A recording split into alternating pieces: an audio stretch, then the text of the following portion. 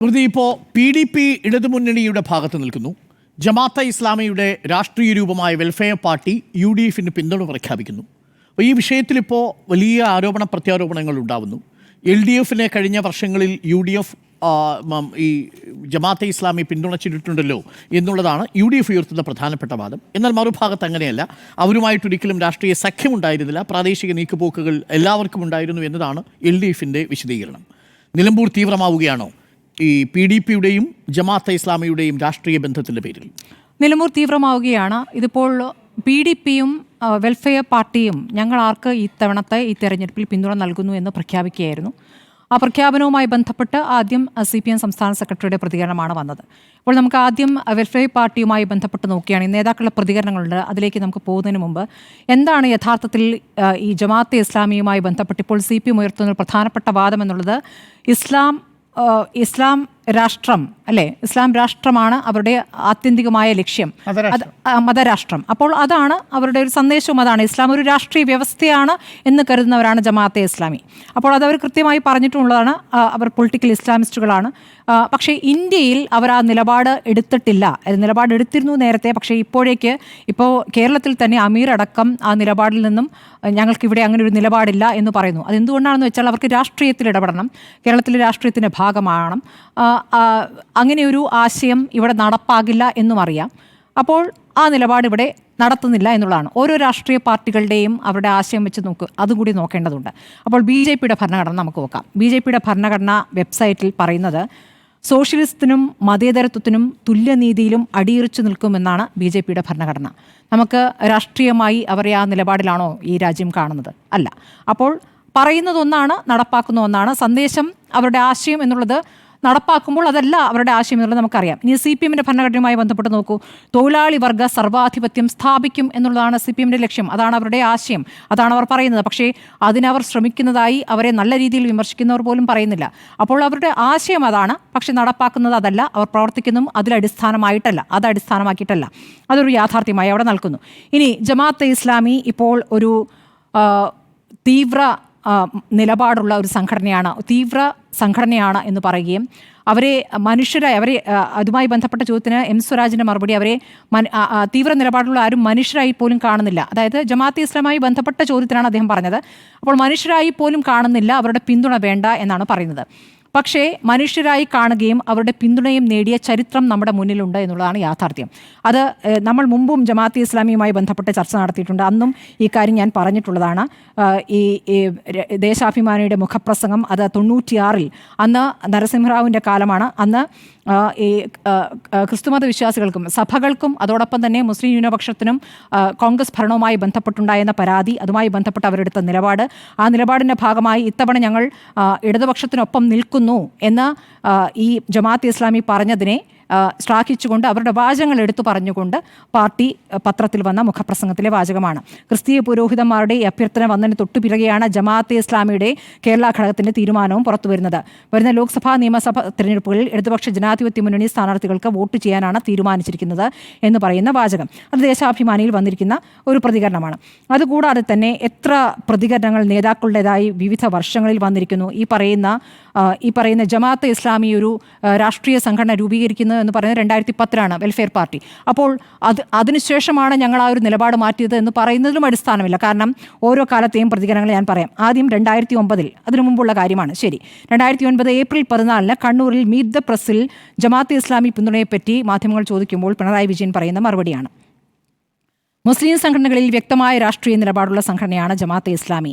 ദേശീയ സാർവദേശിക രംഗത്തൊക്കെ ജമാഅത്തെ ഇസ്ലാമിക്ക് കൃത്യമായ കാഴ്ചപ്പാടുണ്ട്. പ്രത്യേകിച്ച് ഈ അന്താരാഷ്ട്ര വിഷയങ്ങളിൽ, ഇപ്പോൾ പലസ്തീൻ വിഷയങ്ങളടക്കം ഇതിൽ ഒരേ രീതിയിൽ ചിന്തിക്കുന്നവരാണ്. CPMൻ്റെ നിലപാടും അതോടൊപ്പം തന്നെ ഈ ജമാഅത്തെ ഇസ്ലാമിയുടെ നിലപാടും ഒരുപോലെയാണ്.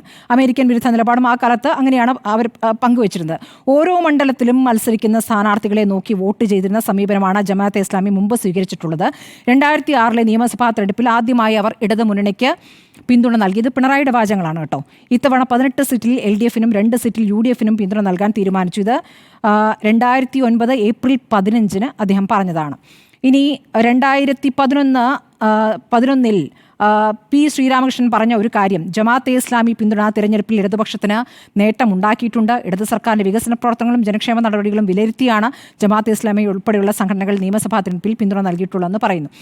പിന്നെ പിണറായി വിജയൻ പിന്നീട് 2011, അതായത് ഈ പറഞ്ഞ പാർട്ടി രൂപീകരിച്ച ശേഷം 2011 ഏപ്രിൽ 4 പറയുന്ന ഒരു കാര്യം, ജമാഅത്തെ ഇസ്ലാമിയുമായി മുൻപും ചർച്ചകൾ നടത്തിയിട്ടുണ്ട്. ഒരു ചർച്ച നടന്നതിനെതിരെയുള്ള വിമർശനം വന്നപ്പോൾ പറഞ്ഞ കാര്യമാണ്, ഇടക്കാലത്ത് ബന്ധം മോശമായതിനാൽ മുടങ്ങിയിരുന്നു. ജമാഅത്തുമായി പാർട്ടി രഹസ്യ ചർച്ചയൊന്നും നടത്തിയിട്ടില്ല. എന്നെ കാണാൻ അവർ തലയിൽ മുണ്ടിട്ടല്ല വന്നത്. മുഖ്യമന്ത്രിയെ ചെന്ന് കാണുകയായിരുന്നു ജമാഅത്തെ ഇസ്ലാമി നേതാക്കൾ. അപ്പോൾ അതൊക്കെ നടന്നിട്ടുണ്ട് എന്നുള്ള കാര്യം അദ്ദേഹം അത് വിശദീകരിക്കുകയാണ്.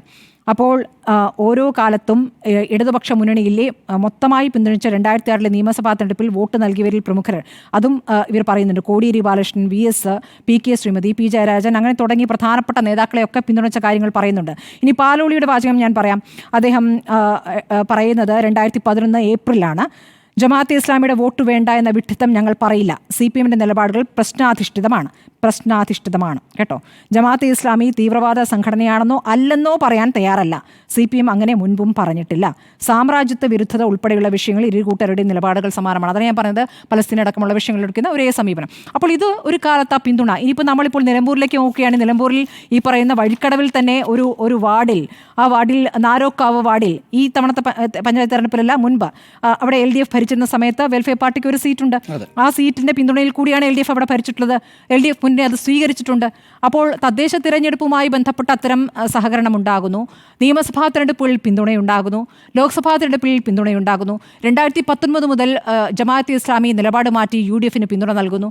അന്ന് മുതൽ അവർ തീവ്ര സംഘടനയാകുന്നു, വർഗീയ സംഘടനയാകുന്നു. ഞങ്ങൾക്കൊപ്പം ഉണ്ടാകുമ്പോൾ മതേതരം, ഞങ്ങൾക്ക് പിന്തുണ നൽകാത്തപ്പോൾ തീവ്രമെന്ന നിലപാട്. ഇനി PDPയുമായി ബന്ധപ്പെട്ട് PDP പീഡിത പാർട്ടിയാണെന്നാണല്ലോ പറയുന്നത്. ഞാൻ അധികം സമയം എടുക്കുന്നില്ല. PDP പീഡിത പാർട്ടിയാണെന്ന് പറയുമ്പോൾ നമുക്ക് അക്കാര്യത്തിൽ PDPയുടെ നേതാവ് അബ്ദുൽ നാസർ മാദിനിയുമായി ബന്ധപ്പെട്ട് വ്യത്യസ്തമായ നിലപാടുണ്ട്. കാരണം അദ്ദേഹം നടത്തിയ തീവ്ര പ്രസംഗങ്ങൾ അതിവിടെ യുവാക്കളെ വഴിതെറ്റിച്ചിട്ടുണ്ട് എന്ന് അദ്ദേഹം തന്നെ തിരിച്ചറിഞ്ഞ് അദ്ദേഹം അത് സമ്മതിക്കുകയും പിന്നീട് വന്ന് അദ്ദേഹം കുറ്റബോധത്തോടെ പ്രതികരിക്കുകയും ചെയ്തിരുന്നത് നമ്മൾ കണ്ടിട്ടുള്ളതാണ്.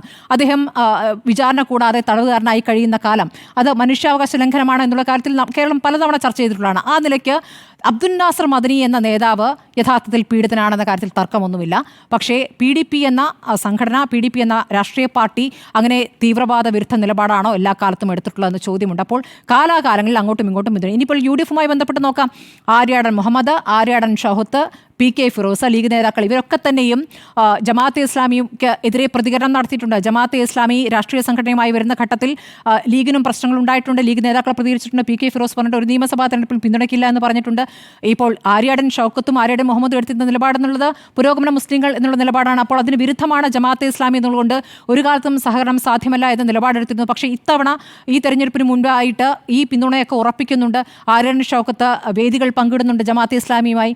ഈ തരത്തിൽ രാഷ്ട്രീയമായി രണ്ട് കൂട്ടരും കാലാകാലങ്ങളിൽ ഈ പിന്തുണകൾ സ്വീകരിക്കുന്നുണ്ട്.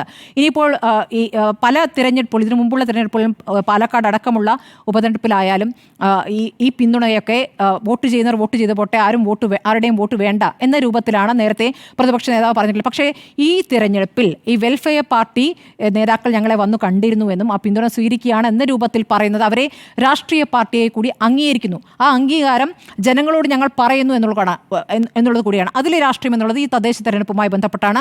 അപ്പോൾ ഇനി കിട്ടാനുള്ള സഹകരണം കൂടി ലക്ഷ്യമിട്ടുകൊണ്ടാണ്. അപ്പോൾ ആരും മോശമല്ല, എല്ലാവരും പിന്തുണ സ്വീകരിക്കുന്നുണ്ട്. പക്ഷേ ഈ തീവ്രത പറഞ്ഞു പോകുമ്പോൾ ഇവിടെ ഭൂരിപക്ഷ തീവ്രവാദം പറയുന്നവരുടെ പ്രതികരണങ്ങൾ അവിടെ മങ്ങിപ്പോകുന്നു. അത് ഏറ്റെടുക്കാൻ അല്ലെങ്കിൽ അത് വിളിച്ചു പറയാൻ ഇവിടുത്തെ ഇടത് വലതു പാർട്ടികൾ തയ്യാറാകുന്നുണ്ടോ എന്നുള്ളതാണ്. ഇവിടെ ഇപ്പോൾ വെള്ളാപ്പള്ളിയുടെ പ്രസംഗവുമായി ബന്ധപ്പെട്ട് ഇതുവരെയും CPM നിന്ന് ശക്തമായ പ്രതികരണം വന്നിട്ടില്ല.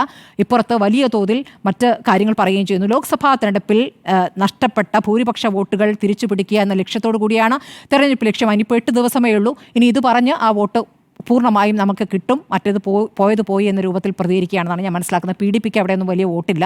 ഈ പറയുന്ന ജമാഅത്തെ ഇസ്ലാമിക്കും 2000-3000 അകത്തെ വോട്ടുള്ളൂ. SDPക്ക് 4000 വരെയുണ്ടെന്നാണ് ഞാൻ മനസ്സിലാക്കുന്നത്. അവരെ ഒരു സ്ഥാനാർത്ഥി നിർത്തുകയും ചെയ്തിട്ടുണ്ട്. അപ്പോൾ അതാണ് അവിടുത്തെ കാഴ്ച. ഓക്കെ,